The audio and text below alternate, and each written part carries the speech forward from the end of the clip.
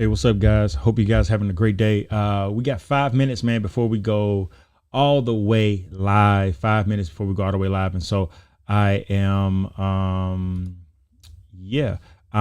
making sure all our connections and everything are right, and we got everything kind of going and in the right position, in the right position. So, in 5 minutes, man, we're gonna get started up.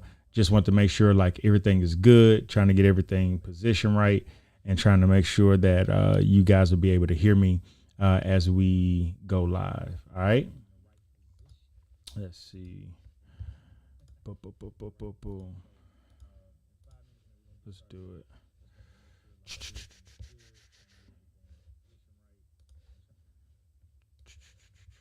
All right. Let's see. I think we got a few people that are on. Again, we're gonna start at 6. We're gonna start at 6. I want to be hold true to my time. I want to hold true to my time. I want to hold true to those that yo, what's up? I see y'all talking in the broadcast. What's up, Deshaun? I see you. Let's see. Okay, live. Hey, what's going on? Hey, man, you know, like y'all are hilarious. I just say to people that follow me, I think I have the best followers in the world. I think I have the best community in the world. Stacy, what's going on? I haven't talked to you in so long. I miss you so much, and hope you're going good. But man, I believe I have the best followers in the world, man. You guys are absolutely amazing. I laugh probably more, probably more than I should. Probably more than I should a lot of times, but I am always laughing. And let's see. All right, cool. Let's see. We got some people coming in. Again, I'm gonna start at 6 o'clock. Let's try to get some music going. Y'all know, man, like I'm a music guy. Those that don't know, I love everything concerning music. And tonight is going to be good. We're going to talk about confidence after grief. And we're going to talk about that. We're going to pull it apart. We're going to deal with it. We're going to really kind of allow ourselves to be open and honest as it pertains to those emotions and feelings. But then I'm going to open up for Q&A. I said I was going to start doing lives a little bit more, but I'm going to be doing them here because for one, I want to be sure that I kind of give this YouTube space some love. YouTube always shows me crazy love. And so, yo, I was like, what better way than to do it on YouTube? For one, y'all give me a thumbs up if y'all can hear this music. Y'all hear that? If you can't hear it, let me know. Whatever dreams may come, I'll be breaking out of heaven for you.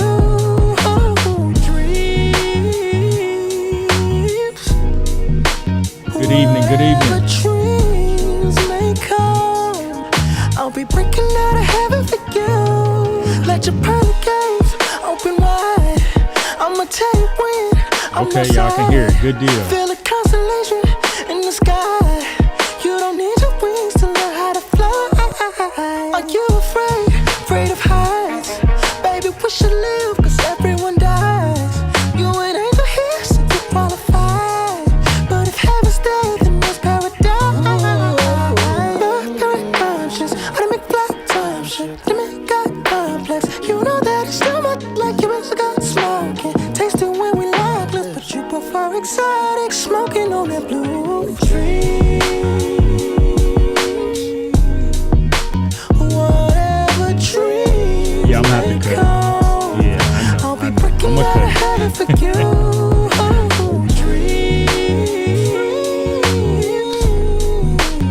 Whatever dreams may come, I'll be breaking out of heaven for you. Dreams, constellations, them conversations by group.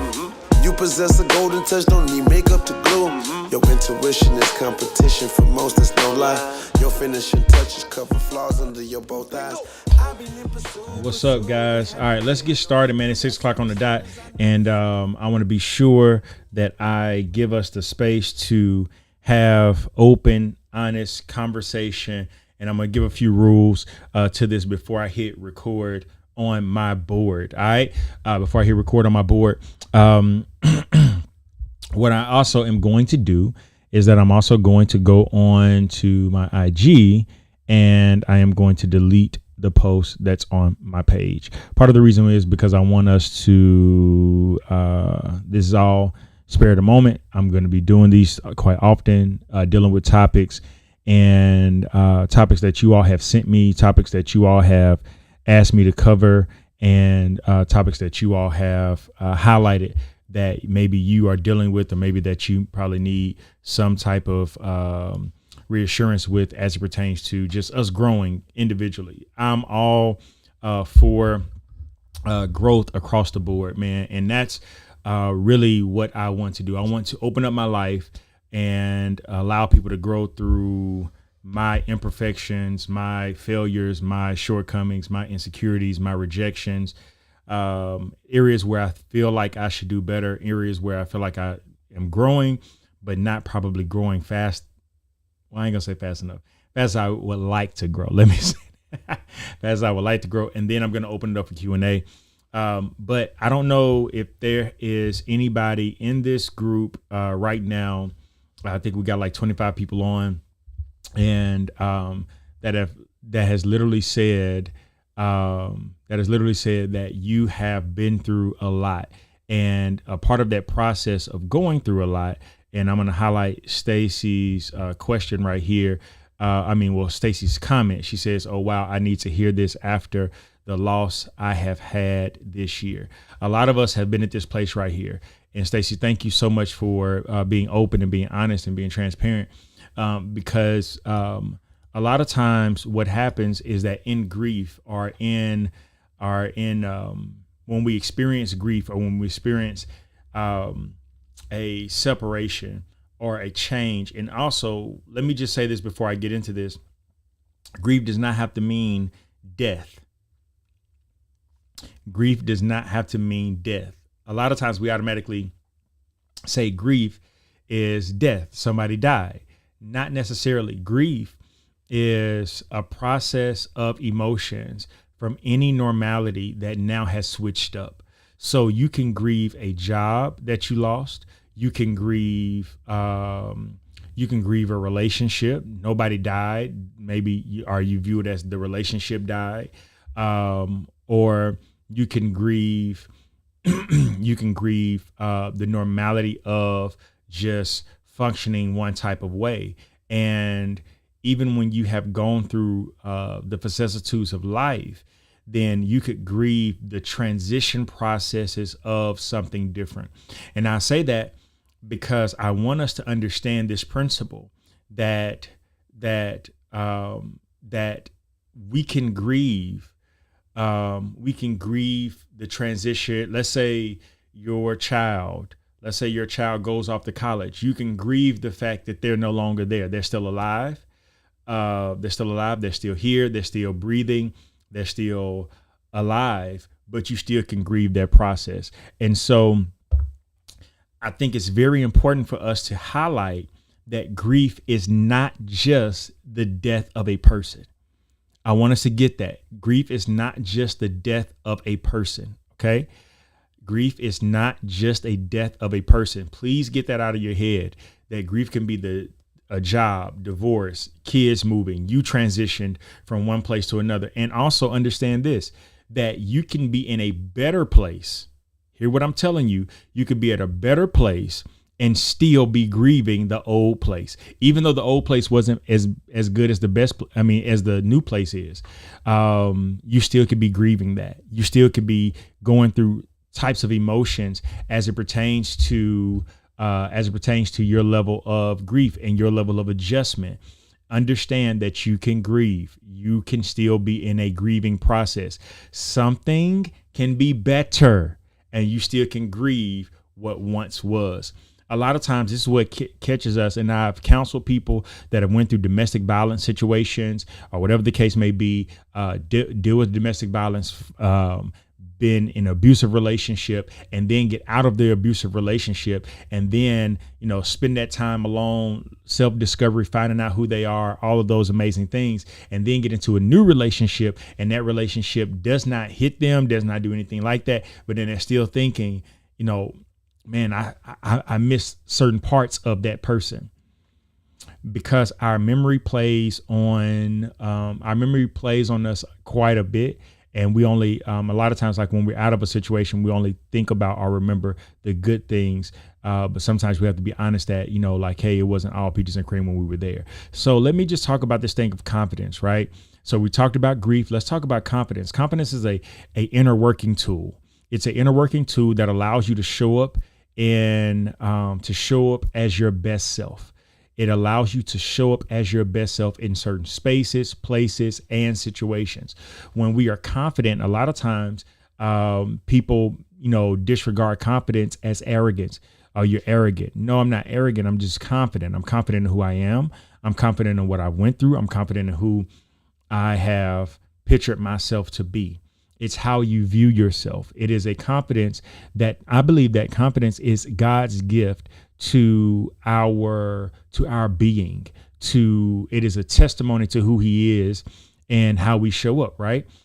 But when you have experienced a level of confidence in an area and you feel like, hey, I'm doing this, and there's a level of confidence that comes along with that, right? So when it comes with this level of confidence, I want you to understand that when you encounter grief, it can counteract that level of confidence. Whenever you have confidence in an area, or whenever you have confidence in a thing, or whenever you have confidence in self, and things don't go the way you thought that they should, that things don't pan out the way that you thought that they should, then immediately it plays on your confidence. Or like if you plan something, or somebody dies, or things transition, or whatever the case is, whenever there's a factor of grief, there's a hit on your confidence. Now, I can only depict I can only pull apart my personal life, right? I went through a series of deaths. This year I was thinking that 2022, I was like, you know what? I'm not going to experience any death. Like I was like, I came in, yes. Like, every year I've experienced death for the past 4 years. Started with my stepfather. Then 2 months after my stepfather passed away, my father died in a car wreck. Then 6 months after that, my oldest brother died to lung cancer. Then it was like, all right, that probably the death of my older brother, let me be clear because it helps out with the story. The death of my older brother probably was the biggest hit on my confidence. The death of my older brother was probably the biggest hit on my confidence because when my stepfather passed away, it was kidney failure. He had been on dialysis for over 20 years. He was a miracle. We knew that he was a miracle. I didn't even factor in the fact that like, he's still going to dialysis. He's still not physically 100% because for 22 years he had been doing it. And I was just like, this dude just got it. He gonna be good. And he passes. 2 months after him, I get a phone call at about 4:00 in the morning. And they tell me my father has been in a bad car wreck. When they say that, my father, as challenging as our relationship was, my father, in my eyes, still had this Superman likeness to him. He was a hardcore individual. So I was like, like when they called me and told me he had a wreck, I was like, he's going to be all right. And then it was like, then they called back and I was like, Adrian, is very bad. And I was like, he's going to be okay. Nothing. So I called my sister. I was like, are you, my sister works third shifts. I was like, hey, you getting off work? She was like, yeah, I'm about to get off. She was like, what's up? I was like, dad was just in a bad wreck. They said it's pretty bad. I'm probably going to head down to Chattanooga. And, that's that, and I'll be there soon. And she called me back like 5 minutes later, screaming, crying, he's gone. And that jolted me. I remember my mom calling and my mom telling me, she was saying she's about to come to the house, and she wanted to come and check on me. And I was like, no, don't worry about it. I'm good. I'm gonna be all right. And I was not. Still to this day, there's not a day that goes by that I do not think about, question, wonder, miss, some days cry about the relationship that me and my father had, and also the relationship that I desired to have with him. And but I kept trucking. And my older brother was sick. He was sick with lung cancer. And he was sick with lung cancer. And as he was sick with lung cancer, we just believed God that, God was going to heal him the way we wanted him to, like the way we wanted him to. He had gotten better. And I was like, oh, this is great. This is God's vindication of the past 2 deaths. He's going to save my brother. He's going to heal my brother. He's going to do this. And I was just so excited, and I could not wait. And my brother got better, and then boom, he passes. And this is when my confidence in God diminished to an all-time low, which also translated in the confidence in self at an all-time low. I got to a point where I just did not believe, God, why would you allow this to be the way that you allowed it to be? Like, what's going on? Why did you do that?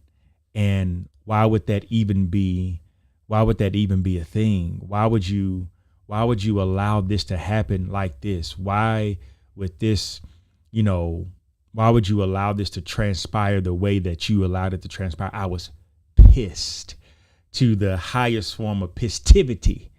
And I think that's when I realized that my confidence in who God is, and confidence in who and how I view God had shifted so much. And to answer Crystal's question, that's a great question. Yes, I still was pastoring at this time. Every funeral, these 3 deaths that happened, every funeral, I preached. Every funeral was on a Saturday, and that following Sunday, I was back in the pulpit preaching.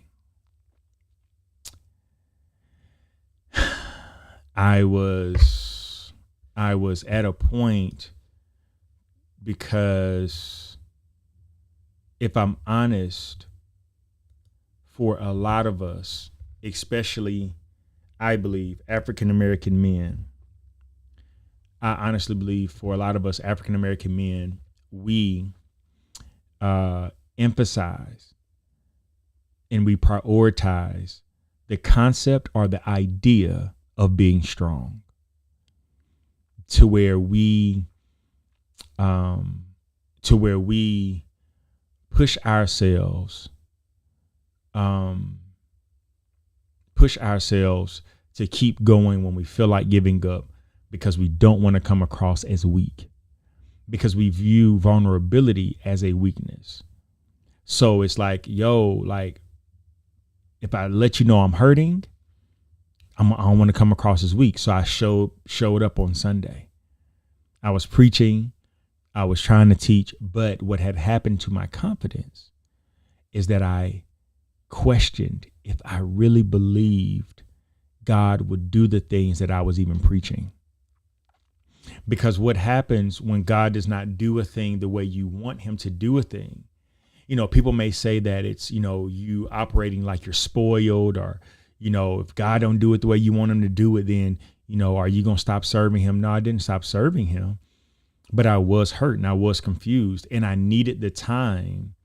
I needed the time to rebound accordingly, considering my emotions, my heart, everything that I was feeling. I needed that time. And it made me come to a place of sitting in the fact that, man, God, I don't really know if I want to do this anymore. And it wasn't that my relationship with God, I had come to a point where I didn't believe God anymore. It came to a point where I was kind of like, it's going to be hard for me to speak well of somebody that I'm at odds with. Because at the time I was at odds with God. I did not understand. And what I'm trying to get you to understand through my story of this is if you are going to operate at the fullness potential of your confidence, is going to come at the fullness awareness of who God created you to be. If you're going to operate in the fullness of your confidence, is going to be at the awareness of who God created you to be. Whatever you have confidence in, there has to be a love for. And the problem that we have a lot of times is that there is a lack of confidence in self, but you have to come to the realization that maybe, just maybe, this is going to be a hard pill for a lot of us to swallow. Maybe, just maybe, you need to do better about loving yourself more. Think about it. Think about it. Think about it. Wherever you find that there's a lack of confidence within yourself, that's an area where you probably need love more. You probably need a little bit more love in that area. You probably need a little bit more love in this particular space. You probably need a little bit more love in this particular area, but you have to be more aware of what you need in this particular space. Here I am, I'm pastoring. I'm trying to lead people. I'm trying to keep preaching to people. I'm trying to keep leading people to Christ. And here I am personally battling with my relationship with God. I had come to a spot where I was so disgruntled. I had come to a place and come to a spot where I was so disgruntled. I was so angry with God, and such at a point of like, yo, I don't want to do this anymore. I'm sick of this. I'm tired. I don't know how much I can continue to do at this space and keep going at this pace. I didn't feel like I could keep going. And I just got to a point of, yo, I quit. And understand that I honestly believe that I could have kept going. And it wasn't, a lot of times people are like, oh, you quit pastoring. I didn't quit pastoring. I stopped pastoring the church and the local assembly because for me, it was where I needed to put an emphasis and put a priority on who I am if I was going to keep going, because I had become very depressed and I had lost confidence in my prayer life. And when you are a believer and you lose confidence in your prayer life, which your prayer life is your lifeline to your relationship with God. It is the form of communication between you and God. And I want us to understand that when we see that our prayer life is crumbling or is non-existent, then also if that is the lifeline of our relationship with God, then it makes us question our relationship. Our relationship is shaky. Our relationship is falling. Our relationship is crumbling. Our relationship just in general, because the base of the relationship is what? Communication. So therefore, watch this. And I'm just kind of like piecing this all together. If there is a crumbling in your prayer life, then there's a crumbling in your relationship with God. And if God is the creator of you, and that's also where you draw your confidence, is knowing the creator and knowing what God says about you, then guess what? You're going to lean into what others say versus what God says. Then your confidence begins to waver because you don't realize that your confidence comes in your identity. Your confidence comes in your identity. How do we gain identity? It's through the creator. So whenever we get to a point where our prayer life begins to crumble, it begins to affect every other area of ourselves. The reason why we can't show up in spaces and places as our best self is because, y'all listening to me, is because when we show up, we don't know who we are, and we're waiting on people to confirm and affirm what God has placed in us. The reason why there is a lapse of confidence is because there has been a lapse in relationship, which as a byproduct of a lapse in relationship, it is also a lapse in your prayer life.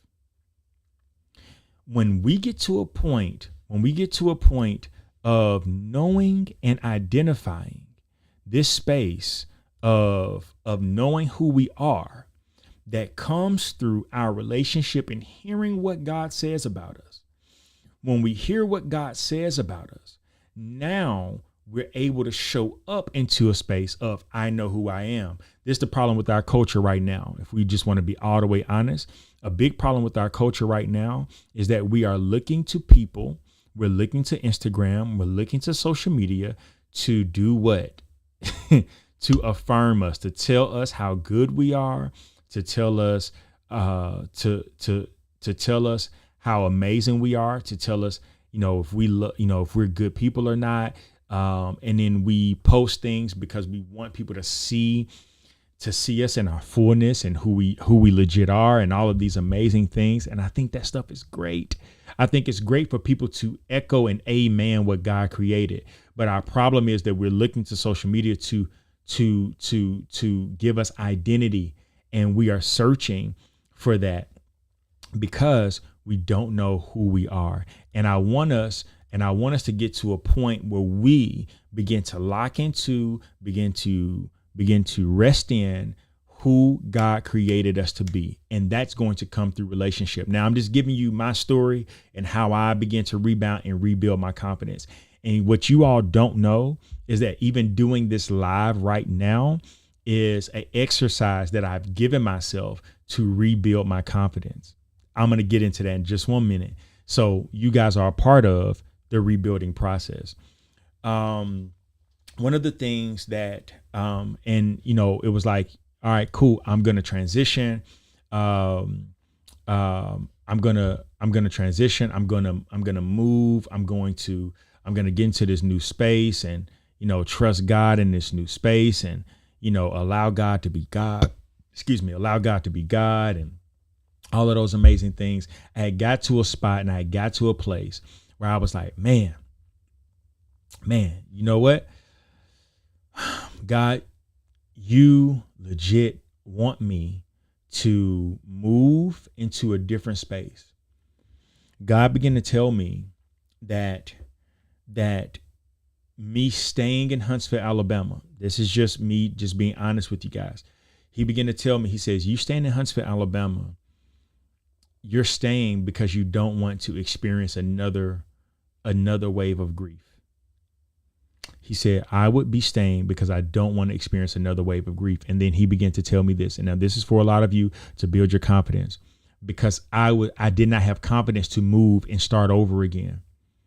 I didn't have confidence to move and redefine myself again.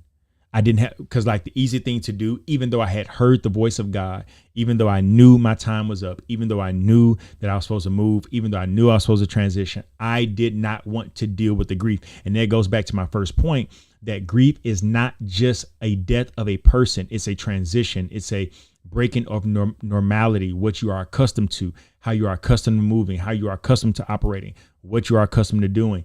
And whenever there is a transition with that, you can experience grief. So what did I do?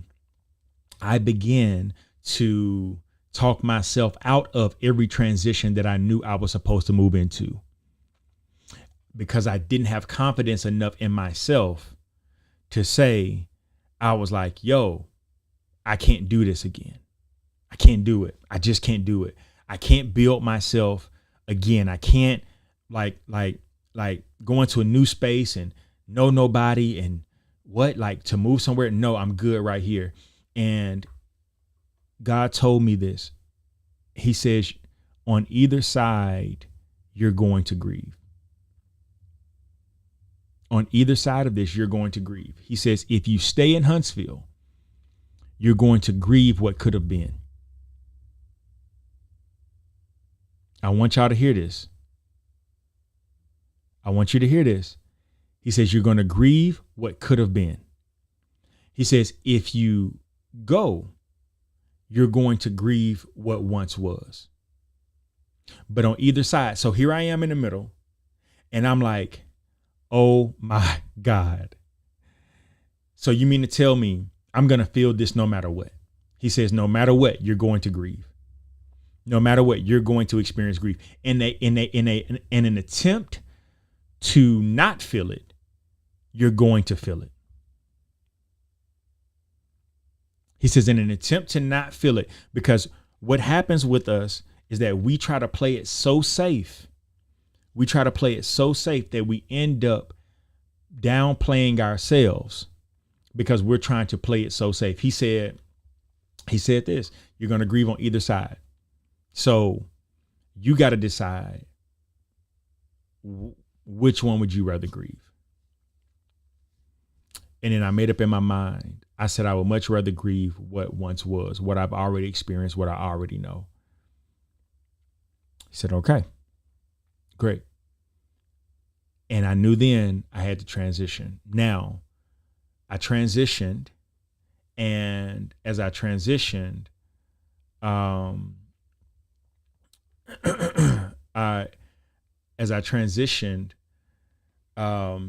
got to a point. That's right. Like, Chris, I'm so glad you said that.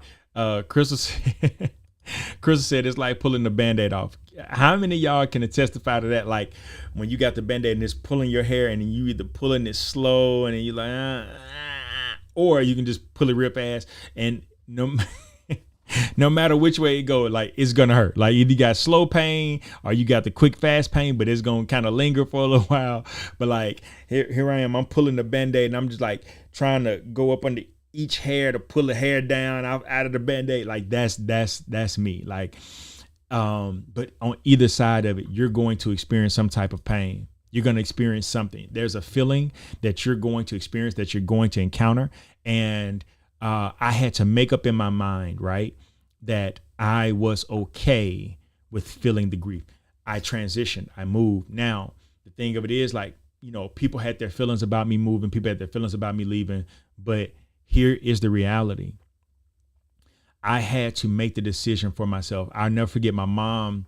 My mom called a family meeting. And my mom said in the family meeting, I thought she was about to tell us something was going on with her. I thought she was about to tell us that she was sick. I was like, oh my God, I cannot take another hit. I remember bracing myself for it. I'm driving to her house. I'm just like, Lord, okay, like what's going on? and we headed after church on a Sunday, and she tells me, she says, she said something has to change. She says either you're going to have to move, or God is going to have to work a miracle with you here, but something has to change. And I was like, oh, no, I'm okay, Mama. She was like, no, she said, and these are her exact words. She said, I'm tired of seeing a fraction of my son.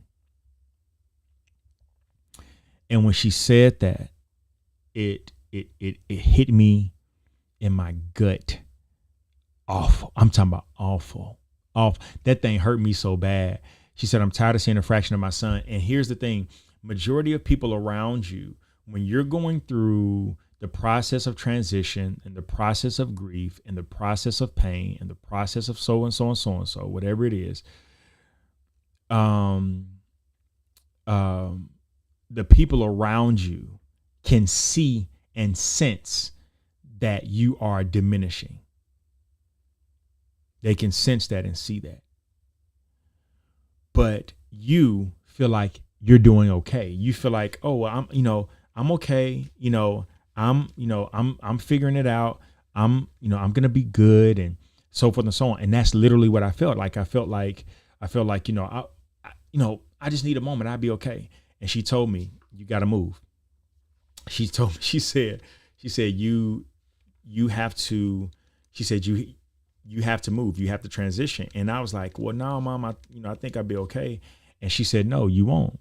She said, the only way out of this is for you to transition. And see, here's the thing. People were mad about the transition, but not understanding that my confidence had been at an all-time low, depression at an all-time high, suicidal thoughts coming back, all of these other type of things, because I was like, what would people much rather experience? Would they much rather experience you at your best in a different space? Or would they much rather have you close because we're naturally selfish? And I'm saying we just in general want you close, but you being a fraction of you. And I had to come to a place of people that really cared about me, and people that really loved me, and people that really cared about my well-being and my family's well-being, wanted to see me at my absolute best, regardless of proximity and distance. And then plus with social media, it makes it a little bit better. It makes it a little bit easier. It makes it a little bit digestible. And so what it meant to me is that I have a family outside of the church family that I had to be present for. Now, understand that through that transition, boom, here's another layer of grief.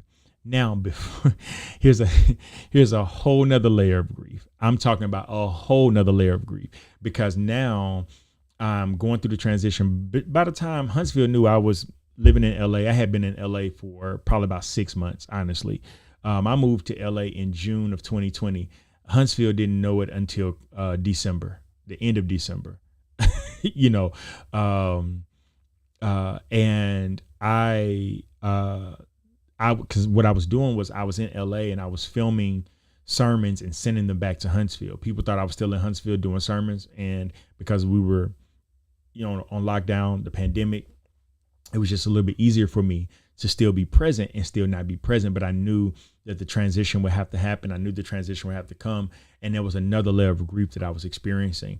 And with that layer of grief, I was terrified. It took another hit to my confidence. Now, understand that grief was a transitional grief, that not transition from life to death or life to afterlife.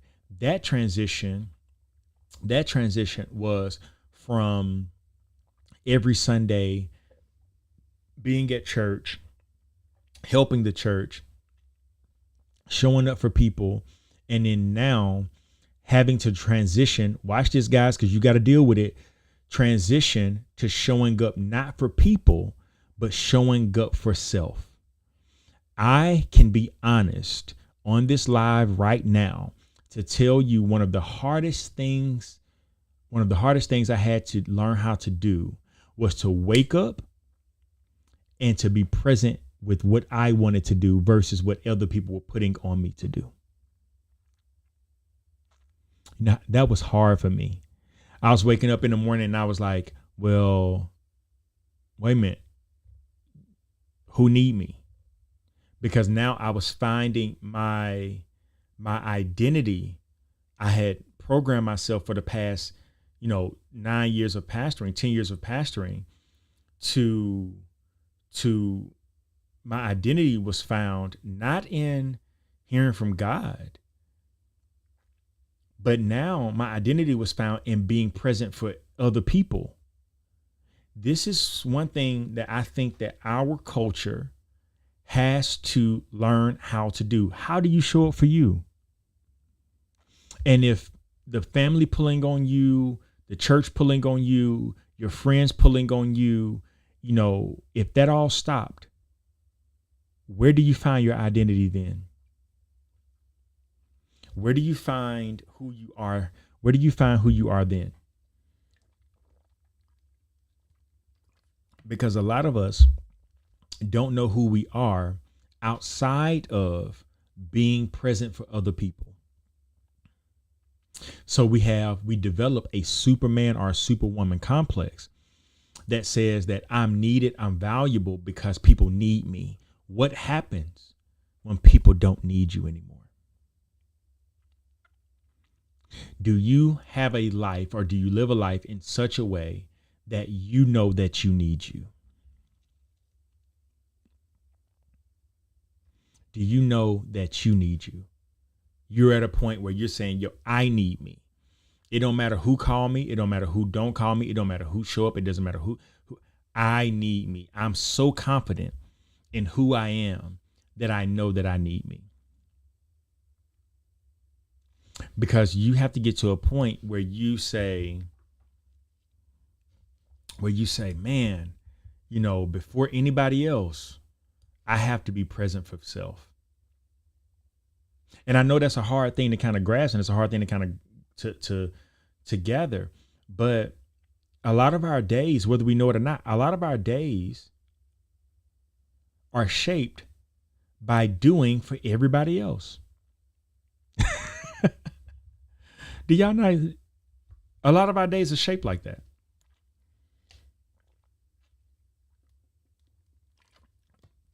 You don't even get to own your day. You don't even get to wake up and say, well, what am I going to do today? No, what you do is that you allow people to tell you how your day is going to go. That's what happens. You have to show up for self. So I get to LA. I'm in LA trying to rediscover myself, find out what, all the things. And I've always felt like I was called to entertainment. Felt like I was, as much TV as I watch, and much things as I study. I was like, I'm called to this. I feel like I'm really, really called to this space. And for whatever reason, I just felt like I was called to it. I felt like I'm supposed to do something in entertainment. I feel like, acting and producing and directing. I feel like I've always felt like that. Like I did a whole documentary about our church. Like I produced that, and I was finding ways and outlets to do that in Huntsville. But then it was like, it had kind of reached a pinnacle. It was like, I gotta go at it a different way now. And then I got to a point where I was like, you know what? I got to change up. And so I got here, and then I was just trying to figure it out. But a part of figuring it out is you're embracing the new space and the new confidence that you're in. I'm here, and then boom, my stepmother, my dad's wife, passes away. She grieved herself to death. Literally, I have to go back to Tennessee, be there with my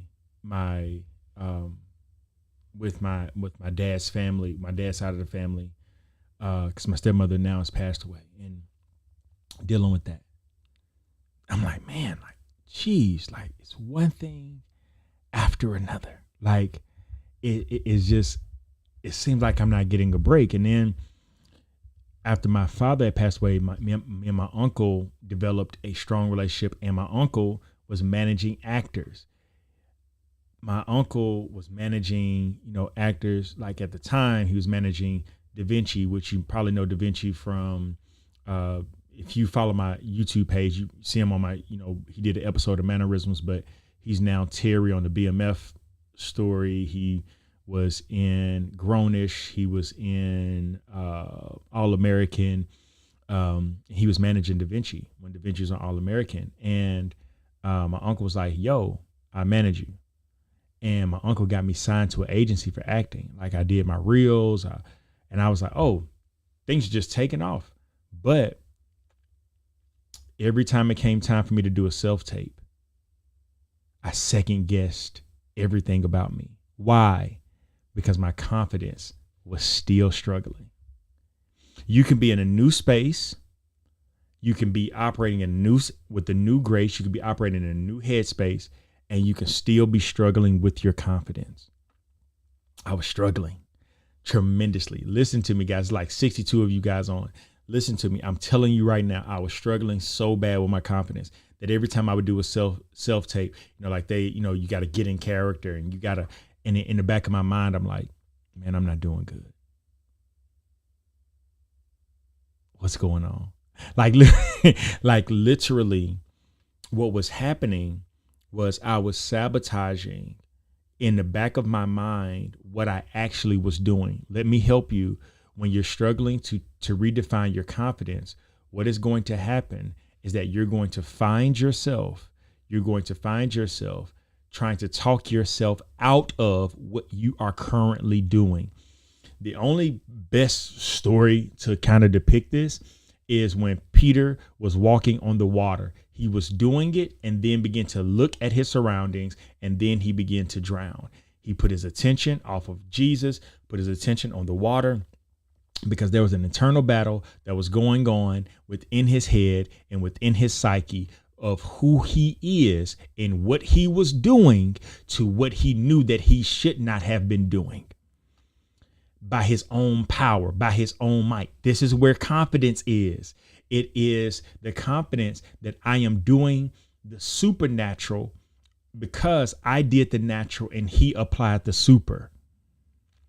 But if you begin to second guess too much, you're going to find yourself stepping into a space and you're going to talk yourself right out of the space of doing what you're already doing. And because I had got to that point, every time a self-tape was due, every time an audition had to be turned in, every time it was time for me to do something else in this new space, I was second guessing myself because my confidence was still shot. Because I was like, well, am I good enough? Am I really good enough? Am I doing better?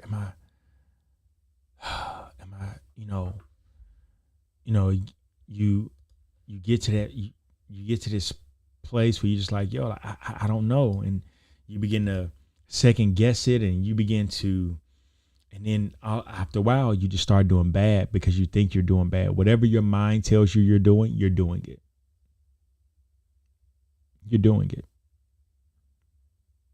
You're doing it. If you say you can have that, you can have it. But if you say that you can't, you can't. Whatever your mind tells you, you're doing. And it's the reason why the Bible clearly tells us, says that we can put every thought that comes to mind and put it under subjection and make it obey Christ Jesus. We can cast down every idol that comes to mind, every negative thought that comes to mind. We can cast it down. We have the ability. Listen to me, guys. We have the ability to control even our thoughts that we think that we cannot. You might can't control like if it just pops in your head, but you also can control what you dwell on, what you consistently live in, and the spaces that you consistently live in.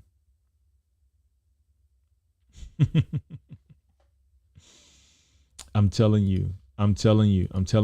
Laura said, I thought I was the only one. I turned down so many auditions from my agent because I couldn't feel. I shut myself off from all emotions and couldn't act. Just self-sabotaging a lot last year. I promise you. Laura, I'm going to tell you, I've been there. I literally am pulling myself out of that place right now, like desperately pulling myself out. Desperately pulling myself out of that place right now. But I'm telling you, like every year, every time I had the opportunity to feel or to tap into that lack of confidence, I found myself tapping into it. And here's the thing. I was like, well, this isn't church. This isn't church. This is, I'm acting now, and I could be doing this, and I'm in film now, and I could be doing this.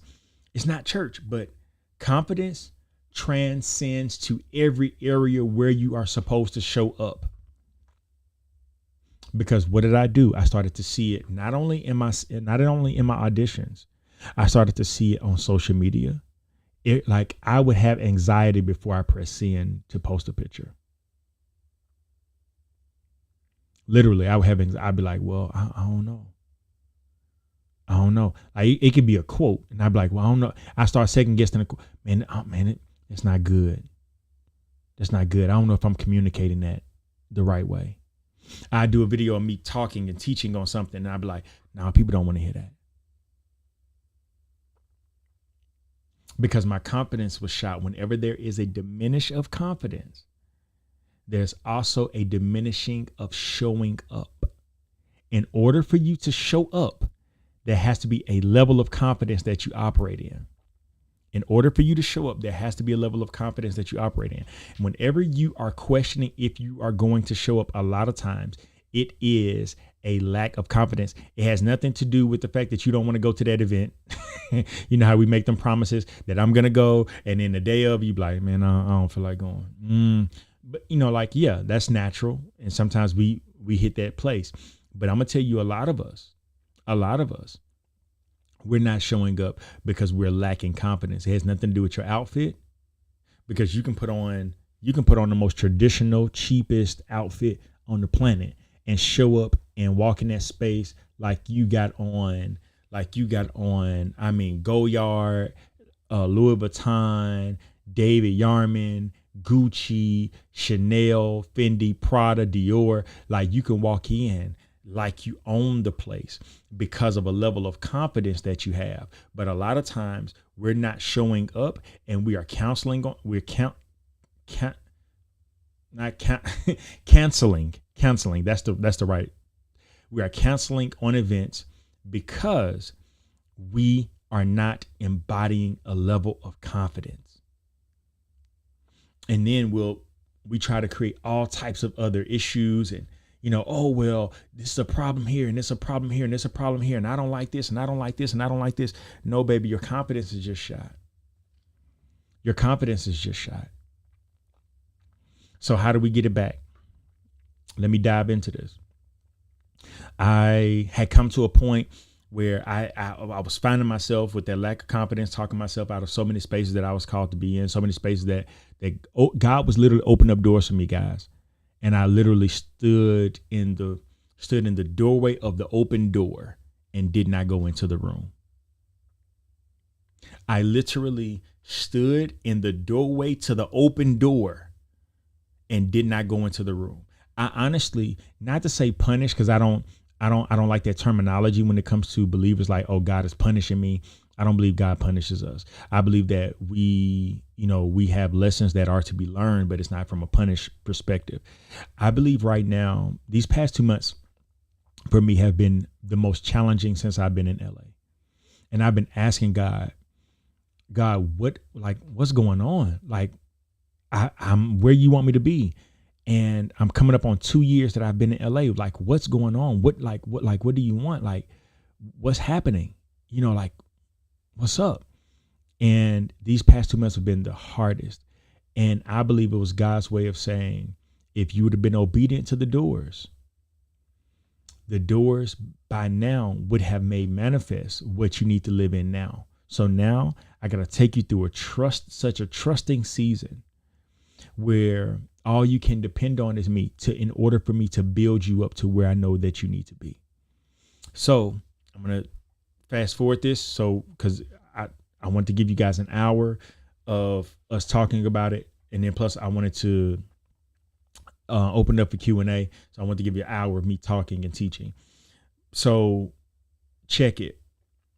I didn't go into doors. God was opening up doors. I was second guessing it. And then I told you at this time, my uncle was managing me. My uncle has a freak accident and passes away. I said, you've got to be lying. You've got to be lying. You got to be lying to me. I thought it was a joke. They called me like, yo, like, Derek was eating. My uncle had an allergic reaction. Nobody had an EpiPen, and he suffocates and in the hospital, and it's not looking good. I said, no. I said, no, like y'all are playing. Y'all are joking. Like me and Uncle Derek just got back on, like, we're good. We're in a good space. He's my manager. He's my manager. What he's my uncle. What are you talking about? Like, and then he passes away. I have to go and do the funeral. Now, mind you, I haven't preached at this point for real in a year and a half. No, probably about a year at this time. A year. Hadn't preached in about a year. I said, no, no, this is a joke. And I had to go and preach the funeral. I go and I preach the funeral, and I'm still confused, because now in every area where I'm supposed to be, where I feel like I'm called to ministry, entertainment, I feel like I'm called to these spaces, and in every area, you've allowed such heartbreak to happen in these areas, to where now I am like, yo, like, you are tripping. Like, God, you are legit tripping. What is going on here? And I got to a point of pure desperation. And I was like, yo, this is not going to work. I feel like I'm like, LA wasn't on my list to even live. As much as I was trying to pursue entertainment, I still wasn't going to come to LA, because I was like, LA is just too expensive. I can't. I had talked myself out of, again, open doors, lack of confidence, guys. If y'all are hearing anything or getting anything from the story, lack of confidence, you will tell yourself what you cannot do without even trying to do it. That's a lack of confidence. Because I think Laura takes amazing notes. She always takes notes when I'm talking, but that's a quote. Whenever there's lack of confidence, you will talk yourself out of something before you even try something. Before you try anything, you'll talk yourself out of it. I can't do that. I can't do that. I cannot do, I can't. I was in with a workout group, and we had to do like these pickups of like, and then like you were helping your partner and they had to pick themselves up, but you would kind of assist them. My partner said immediately, as soon as we watched them do it, my partner was like, oh no, I can't do that. We ain't even tried it. But that's a confidence thing. Whenever there's a lack of confidence, you will disqualify yourself before you even try for yourself. I had disqualified myself from LA. I was like, LA's too expensive. I can't do LA. And here is a word that I want to give you guys that I think that a lot of you all probably need, especially when it comes to your confidence factor. But also, I want you to understand this. If you want to see God move at a greater capacity, you have to put him in that space to move at a greater capacity. A lot of times we're not seeing certain things, not because God doesn't want to do it. We're not seeing things because we're not willing to try. We're not willing to try. That's why we're not seeing certain things, because we are not willing to try. And the reason why thank you, Lord. The reason why you need your confidence back is because your confidence is what allows you to attempt, even when you feel that you're not qualified, or even when you feel that you're not ready. It is the ability to try even when you do not feel. That's confidence. And sometimes not even confidence in self. It's confidence in the God that sent me. It's confidence in the God that sent me. I'm telling you, when Moses was having this conversation with God, and Moses was like, yo, like, I stutter. They not gonna believe me. And then he says, who shall I say sent me? God tells him, he says, tell them I am sent you. Because what he was saying is, and I'm going to cover this, if you are connected to my virtual Bible study, I'm going to cover this on Sunday.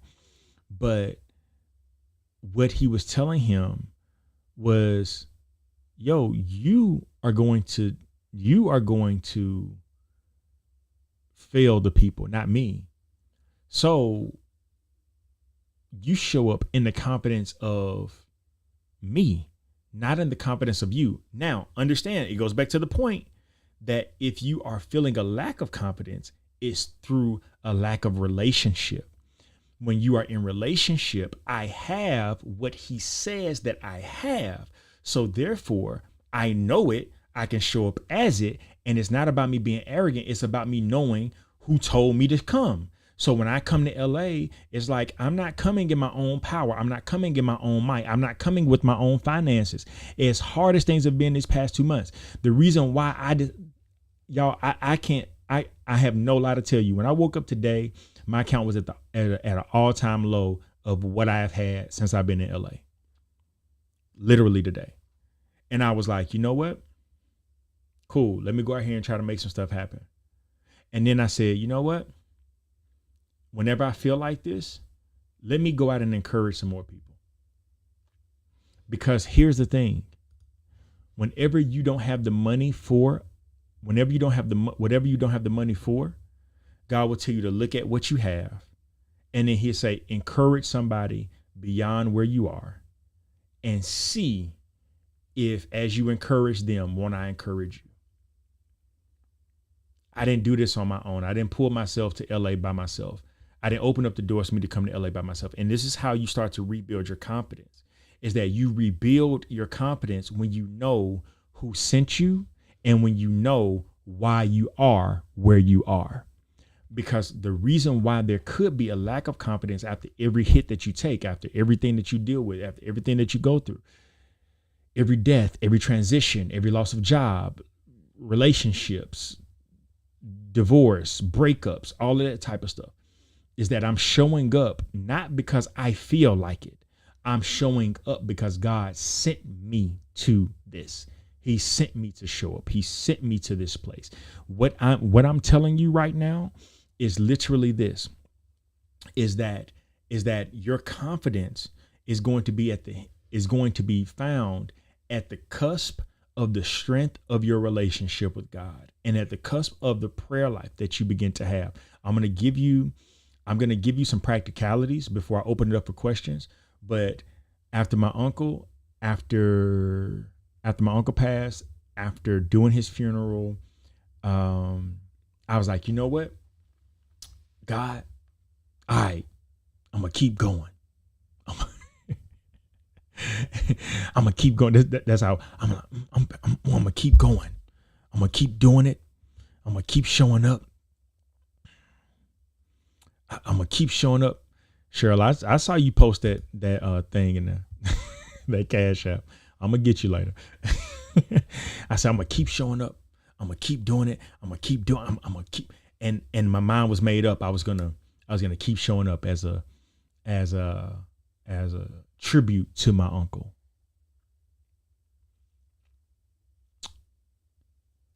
(2022) That was 2021. 2022. I make this declaration. It's not gonna be no deaths. I got my confidence back. Lord, you're not gonna let nothing happen to us. It's not gonna be any deaths. And then boom, my little brother passes away. I said, now hold on.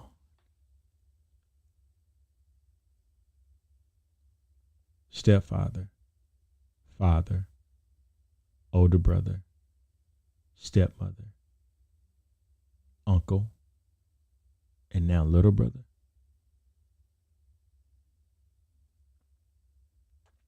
was like, I used.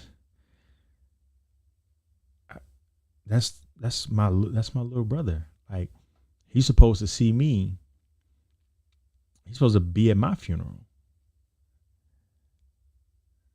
Not the other way around.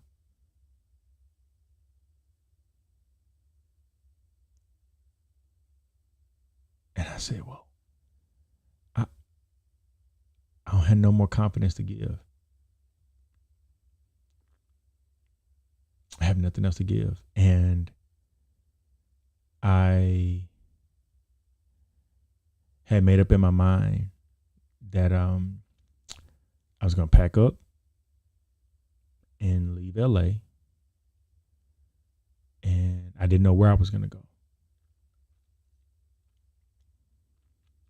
I just knew I was like, no, I don't know. I don't know. I just, I don't know where I'm going to go. I don't know what I'm going to do, but I don't know. And I remember sitting in my living room and I was looking out the window. And I remember thinking that these are the moments where you dig, you search, and you find any level of strength that you can. And these are the things that builds champions.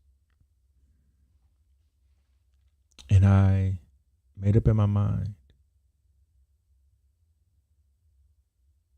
that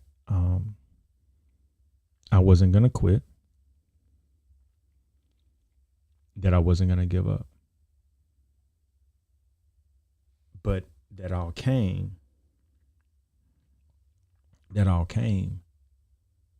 through me sitting on that couch and having a talk with God. And I remember God telling me this. He says, I want you to give everything you have to this space.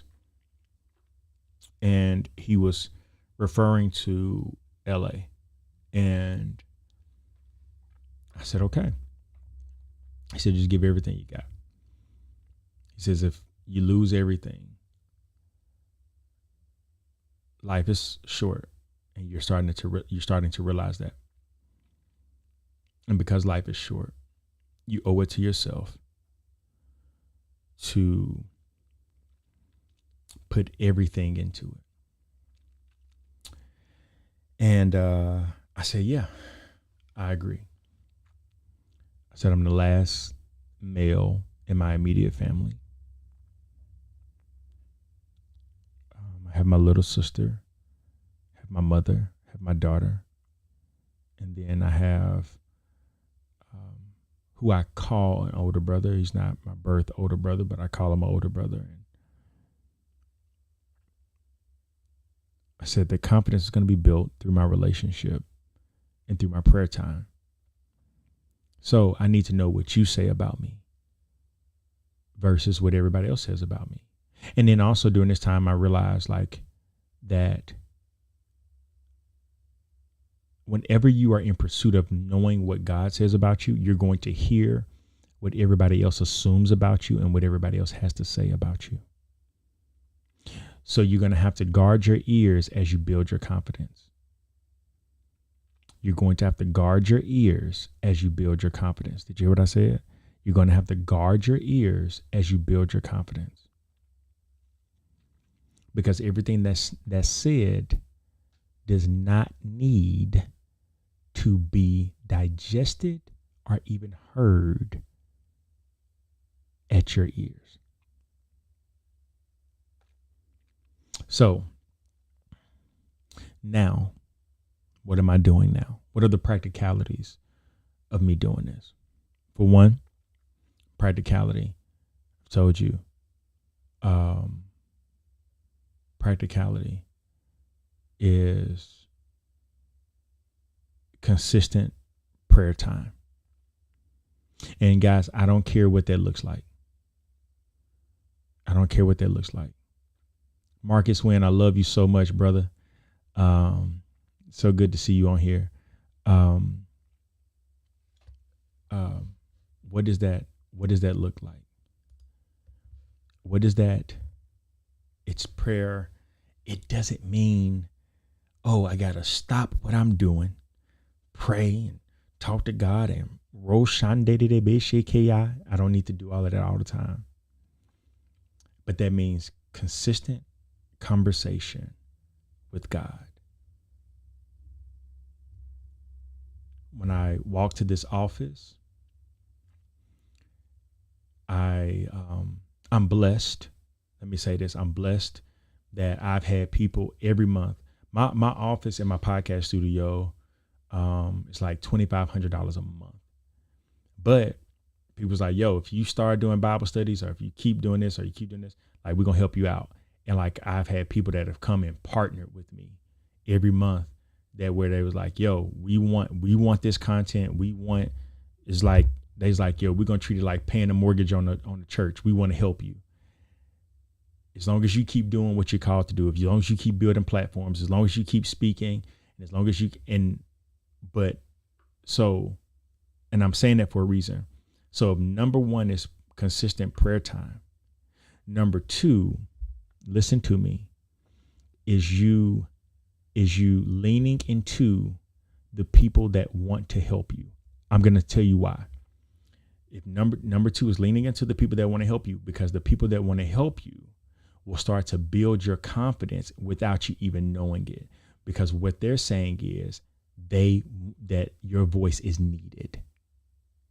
So when you get in your own head about, is your voice needed, they will combat, listen to me, what you tell yourself.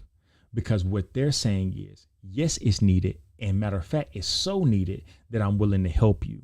Whenever somebody helps you, or whenever your friends are around you, or whenever your friends desire to help you, or whenever people around you want to help you, guess what?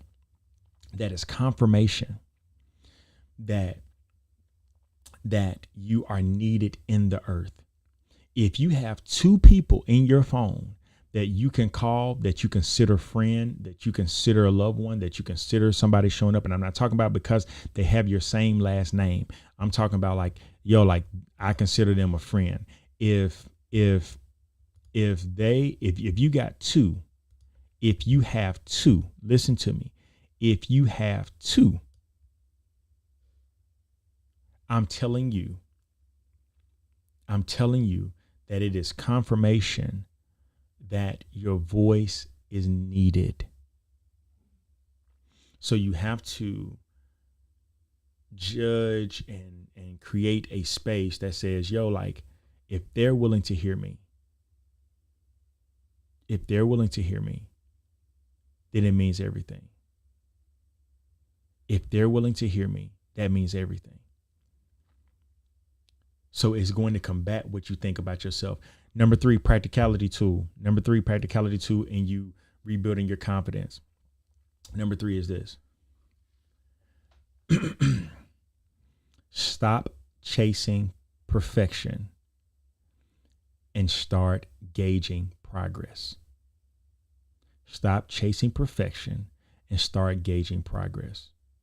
Stop chasing perfection and start gauging progress. I'm going to tell you why. Because when you're trying to build confidence and you're trying to rebuild confidence, guess what? Perfection is going to be your new your new excuse. Perfection will become your new excuse. And every time that you know that you need to start something, you'll want it to be perfect, a certain type of way. But really, it's an excuse for you not to do it.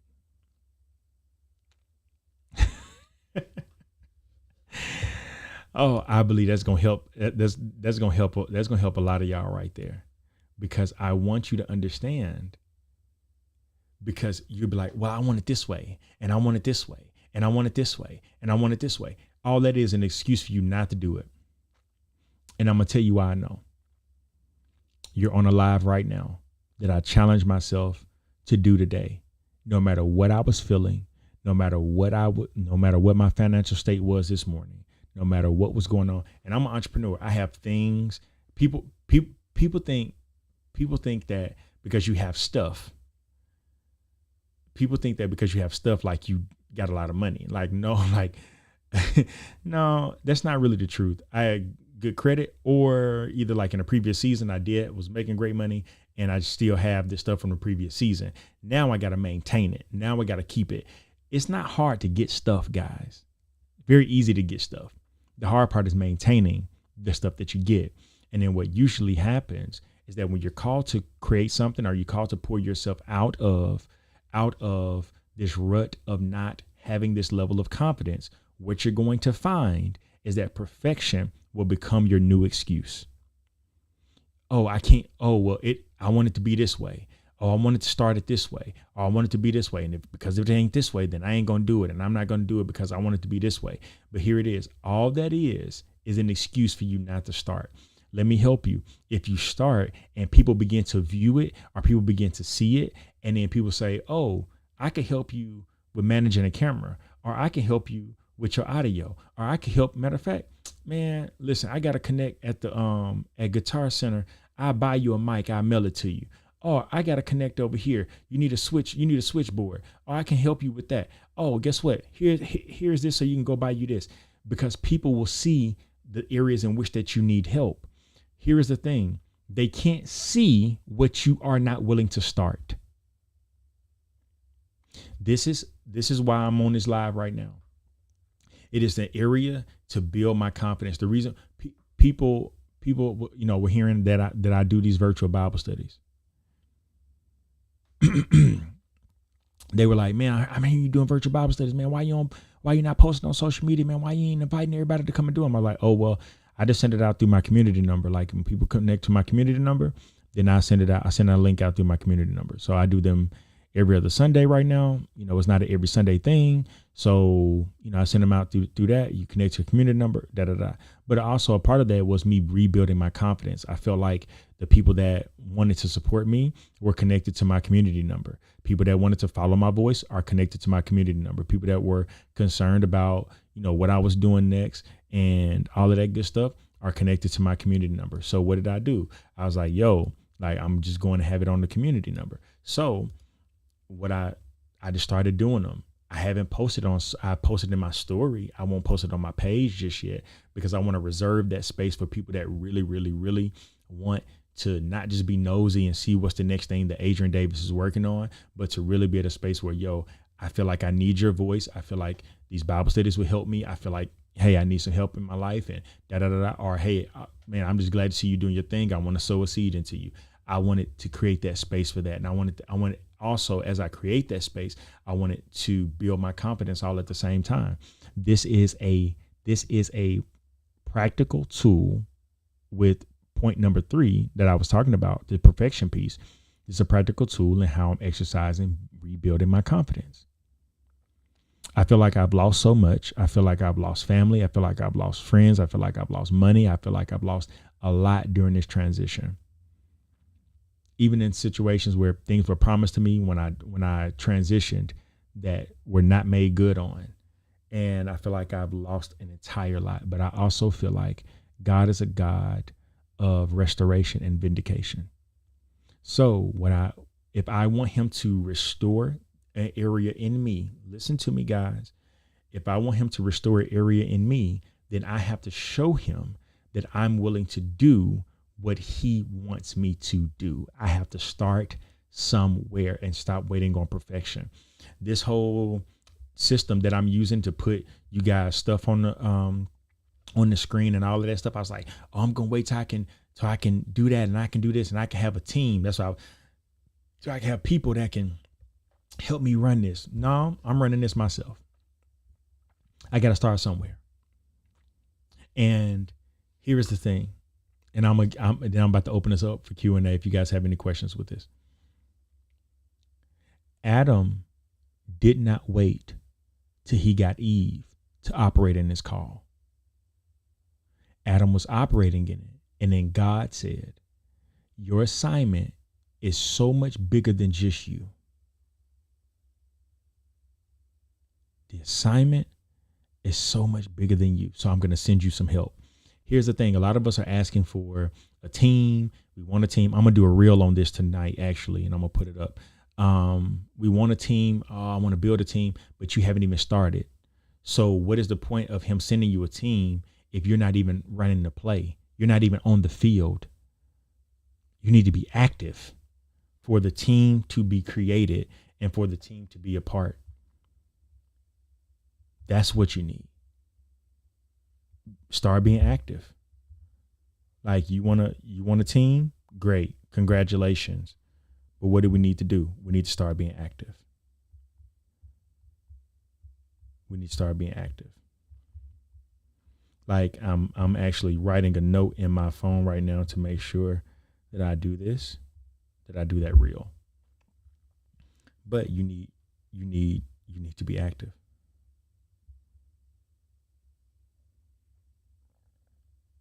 You need to be active. So I'm just telling you that we need to be in a space where if you're going to rebuild it and you're going to work towards your confidence, stop finding excuses. This is what we do. You start looking for excuses. You start looking for excuses. Tell me I'm lying. You will look for an excuse. Well, my money not, and then my let me help you also.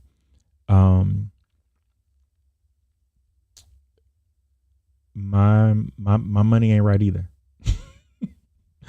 It's not. I'm not talking to you from a place of perfection and I got, quarter of a meal sitting in the bank or 10 meals in the bank or 10,000 in the bank. I'm talking to you from a space of where you are right now. Start, work, do, try. You got a phone and you got some things popping, start working towards it. You got some things going, start working towards it. Put some work behind what you say that you want to do. And the thing is, like, if you're saying, well, I'm second guessing my confidence, step out there. Step out there. Do what you need to do. Build yourself up. I told you that first one is conversation and talk with God. Allow God to build you up before he sends you out. So therefore, if God builds you up, it will build up your confidence in such a way that you're not moved by people that do not support and that will not affirm or confirm what's on your life. You got to be okay with that. They may not like you. It's okay. You don't like my content? Great. They want to say evil things about you? Great. They want to bring up past stuff? Great. Congratulations. But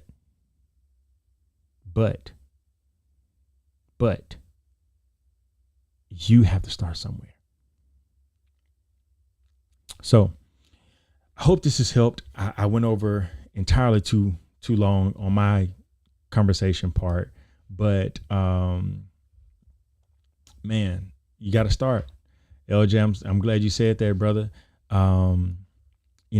We would have had Jordan, but we wouldn't have had Jordan the way we had Jordan without Phil Jackson. He had to start somewhere, bro. And somebody had to speak to his confidence. And Phil did that. So if there are any questions, I want to make sure I give you the space to ask questions. Here we go. And if you could, when you write the questions, put, I'm going to tell you, hold on, because I'm going to answer this one, exchange.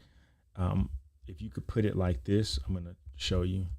And then,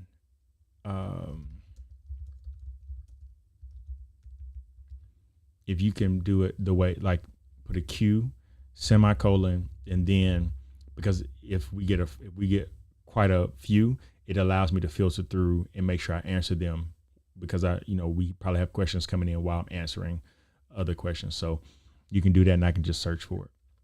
What do you do when you have started and have been doing it all on your own and you are growing tired and and holding it all together. I definitely understand that space exchange. I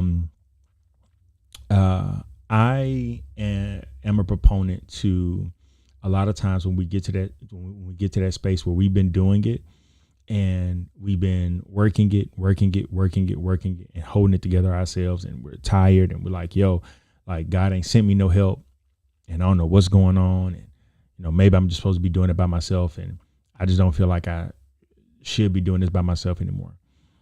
One of the things that there are two, well, probably like more than two, but I'm going to give you two varying factors. Number one, I look at it from my time versus God's time. We operate on Chronos. God operates on Cosmos. That literally means that in the blink of an eye, 40 years can go by. And so sometimes I'll be in the situation, I'm like, God, I've been in this too long. And He like, I ain't even blinked on you yet. I have not even blinked. Like, it has not been long. So a lot of times what's long to us is not long to God. That's one aspect of it. The second part of that is when we are growing tired, probably my favorite scripture, let me say that, Galatians 6:9, don't grow weary in well doing, for you shall reap the harvest in due season if you faint not.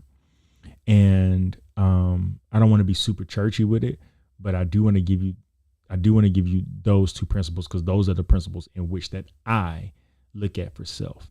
But the practicality of that is it's very easy for you to grow tired when you're doing it yourself and you're setting everything up and you're breaking everything down and you are doing everything yourself, and you feel like, hey, I'm on this journey, I'm on this walk by myself, and I'm not really getting any support or any help. But what I will tell you is that start to look around you that are people that are in a close proximity of you, people that call you for the same advice over and over and over again, people that, ask you, because a lot of times we have people around us that ask us, hey, how can I help you? And we don't know the language. We don't know the language to tell them how they can help. Because we'll just be like, just show up, be where I'm at. I got this going on over here, and just come. We'll say stuff like that. But I had to start being very clear about what I was asking people to do. So what I did is that I wrote down all of my needs, what I need people to help me with, what I like from an administrative standpoint, what I needed from all different angles. I wrote down all my needs, and I wrote them on a piece of paper, because when people came into my life and they started asking questions, and they, like, right now, if somebody asked me, if I, like, one of my boys has a podcast, and a dude he encountered asked him, he said, how much financially do you need to take your podcast to the next level? Literally. I was like, man, I wish I would have met him. And my boy told him, man, to take it to the next level, I really need, like, to bring in the guests I want to bring in, to have the mics I want to have the setup I want to have. I probably need like $75K. The dude invested in him $80K and said in 5 years, if it crumbles, it crumbles. He was like, but yo, I believe in you. I believe in your personality. I believe in your grind. I believe in what you're doing. And he was able to get everything that he wants. And now he has no excuse but to produce. And what I'm telling you is that, so like, even with me, I wrote down my number amount. Like, if people want to invest in, like people ask me all the time, like, what you working on next? I want to invest in it. I know what's the next investment process. I know exactly what I need. People ask me, hey, how can I help you with X, Y, and Z? I know the answer to that. So exchange, I'll say this, be very clear about what you need, and not necessarily place people in, not necessarily place people where you think that they'll be good, but place people where, like knowing what you need and knowing that right offhand. Laura said this suggestion, write down your needs now so you know what to tell people when they ask. Yep, that's exactly what I'm saying. Because they will ask for sure. Like, you just need to know what you need right off the rip. This is what I need. I need X, Y, and Z. Right now, I need a good administrator. Right now, I need a camera person. Right now, I need a graphics person that is consistent and that turns over stuff on time. You gotta be specific. You gotta be specific. And that's one of the things I'm talking about. Like, even in our prayer time, and that's what I mean. Like, it doesn't have to be quiet, like, like reserved prayer. When I'm walking, because I got off track when I was talking about this, but when I'm walking home from my office, I literally, I may ride a scooter up to my office because I don't drive, because parking is like $42 a day. I ain't doing that. But God, glory to God, I got an office that is in walking distance to my house. And so I usually may ride a scooter up to the office, but I always walk home unless I'm in a rush for something. But I walk home. I take that time to really just hone in with me and God. On the way up, if I walk up, like today, I walked up because a lot of stuff was on my mind. I listened to a sermon. I encourage myself with that.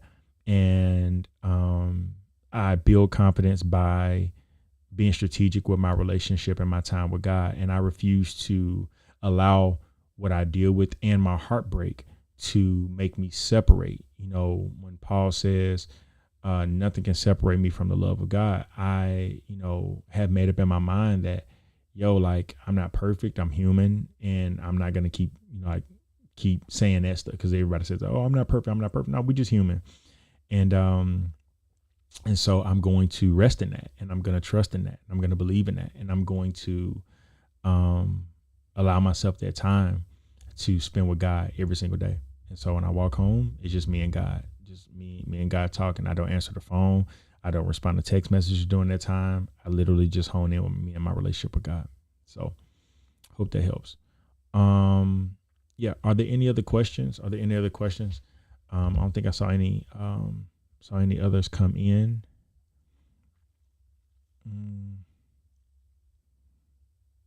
Make sure this is good right here. Become active. Become active. Just become active. I'm gonna start putting these things real big. Oh, look at you and your minds. All right. That scripture, make your specific request known. If God, let's see. Hold on, I'm gonna put it down here. If God asks us to be, if God asks for us to be specific, should apply in all areas. Wisdom. Yep, it definitely should. It has to apply in all areas for sure. Let's see.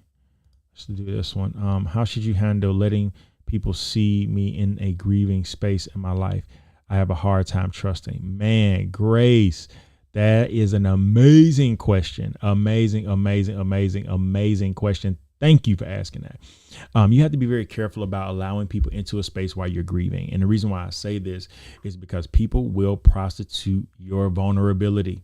People will prostitute what you feel. People will use it against you. People will try to sneak their own request in while they knowing you going through stuff. People will manipulate you during this time.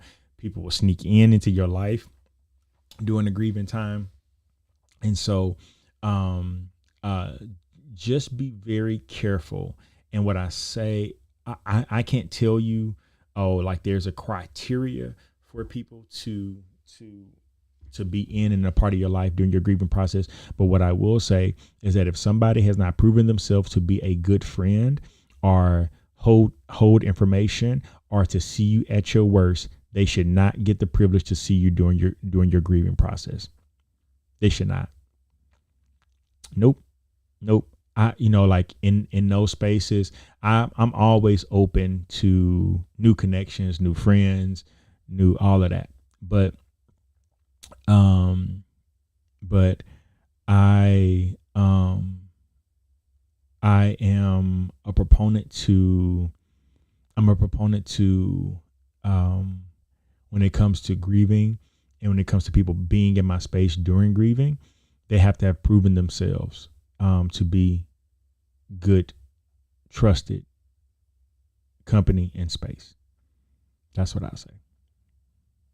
So I have a hard time trusting too. It takes a lot for me to trust somebody.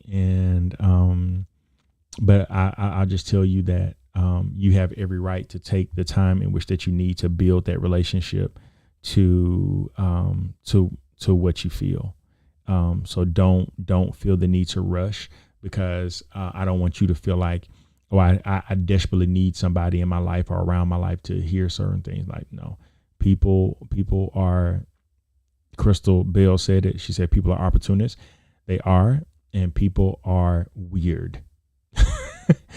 And people love to see you at your lowest and then try to capitalize on that low. So yeah, nah. Okay. See, we got another question, and make sure I answered this. Boom. What do you do when each time you try to start, something happens? How do you discern if it's God telling you or showing you to be still, or if it's just another excuse? Man, y'all got some great questions tonight. Shout out to y'all. I'll say this. Is that if every time we begin to start up, something happens or something trips us, but we know that what we're starting, God has told us, then it's us working. It's honestly God testing us to see if we're going to navigate and if we're going to work through the opposition that arises. A lot of times we're always challenged with the opposition that arises to see how we're going to navigate over it. It's the same way when I used to play, video games, right? When I played Nintendo, if, you were going towards the enemy and they were coming towards you, you were going in the right direction. If you were going in the way that the enemy was going, you were trying to go backwards. And moving forward, the opposition and the fight is coming towards you. So sometimes you have to look at it like, wait a minute, God set me on a course. And if God set me on a course and I'm feeling opposition towards that course, then that literally means I'm probably doing and going in the direction that God desires for me to do and go. So it's up to you to discern that if God really told you, or is it something that you desire to do, that you're trying to put God's name on it. And so you have to discern through that, and only you can decide that. So, I think like with the open door to like LA, like for me, LA was the open door. God opened up the door. He was like, go. It happened, right?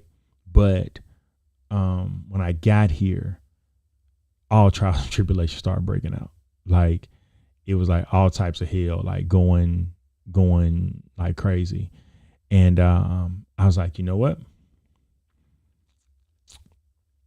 It's still God, because God is the one that told me to do it. So I had to trust that, because it is God. I had to trust that He was going to do what He needed to do if I did what I needed to do. And so I had to look at it from that standpoint. All right. Let's see. Next question. When your mind is filled with all the ideas God has given you, man, how do you focus and zone in to start building? I found myself in this place and need to get out of it, man. This question is so good, man. Y'all got some amazing questions tonight. I love it. I'll tell you this. I suffer with this. My mind is all over the place with ideas, concepts, all types of things. And I'm just like, yeah.